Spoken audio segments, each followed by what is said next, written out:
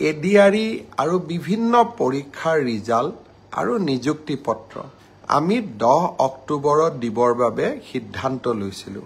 কিন্তু যোৱা কেইদিনমানৰ ঘটনা প্ৰবাহ আৰু গুৱাহাটী হাইকোৰ্টৰ এটা ৰায়ৰ বাবে আমি অকণমান থমকি ৰ'বলগীয়া হৈছে।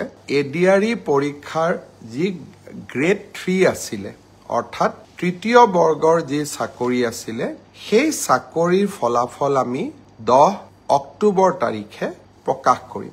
এডিআৰইৰ চতুৰ্থ শ্ৰেণীৰ যি পৰীক্ষা আছিলে, এই পৰীক্ষাৰ ফলাফল 15 অক্টোবৰ তাৰিখে ঘোষণা কৰিম।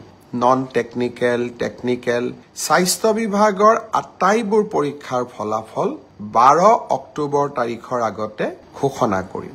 এলিমেণ্টাৰী প্ৰাথমিক বিদ্যালয়ৰ শিক্ষকৰ নিযুক্তিৰ বাবে পৰীক্ষা বা আমি যিটো নিযুক্তিৰ প্ৰক্ৰিয়া আৰম্ভ কৰিছোঁ, সেই পৰীক্ষাৰ ফলাফল 15ৰ পৰা 20 অক্টোবৰৰ ভিতৰত প্ৰকাশ কৰিম। তাৰ কাৰণ প্ৰাথমিক বিদ্যালয়ৰ শিক্ষক-শিক্ষয়িত্ৰীৰ পৰীক্ষাৰ ফলাফল ঘোষণা কৰাৰ আগতে আমি গ্ৰেজুৱেট টিচাৰ আৰু পোষ্ট গ্ৰেজুৱেট টিচাৰৰ ৰিজাল্ট ঘোষণা কৰিব খুজিছোঁ, যাতে অভাৰলেপিং নহয়, অৰ্থাৎ প্ৰাথমিক বিদ্যালয়ৰ শিক্ষকৰ পদ নিৰ্বাচিত গ্ৰেজুৱেট টিচাৰ বা পোষ্ট গ্ৰেজুৱেট টিচাৰসকলে দখল কৰিব নোৱাৰে আৰু আমাৰ যুৱক-যুৱতীসকল যাতে বঞ্চিত নহয়। গ্ৰেজুৱেট টিচাৰ আৰু পোষ্ট গ্ৰেজুৱেট টিচাৰৰ পৰীক্ষাৰ ফলাফল আমি 15 অক্টোবৰ তাৰিখে ঘোষণা কৰিম।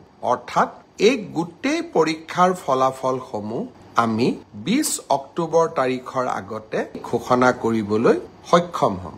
সাব ইন্সপেক্টৰৰ ৰিজাল্ট বা ফায়াৰ ব্ৰিগেড আদিৰ ৰিজাল্ট আমি 10 অক্টোবৰ তাৰিখে দিম বা তাতকৈ আগতে দিম। কিন্তু AB আৰু UB কনিষ্টবলৰ ৰিজাল্ট দিয়াৰ ক্ষেত্ৰত গুৱাহাটী উচ্চ ন্যায়ালয়ে এটা আমাক সাময়িকভাৱে বাধা আৰোপ কৰিছে।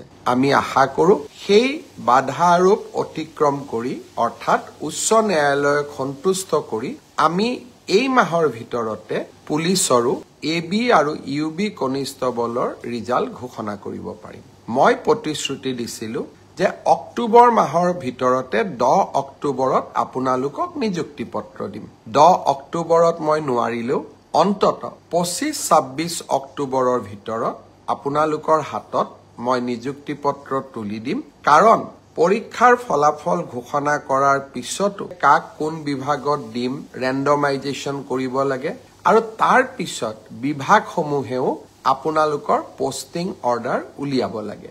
সেইকাৰণে অক্টোবৰ মাহৰ ভিতৰতে আপোনালোকৰ নিযুক্তি হ'ব, কিন্তু কেইটামান দিন আপোনালোকে অপেক্ষা কৰিব লাগিব।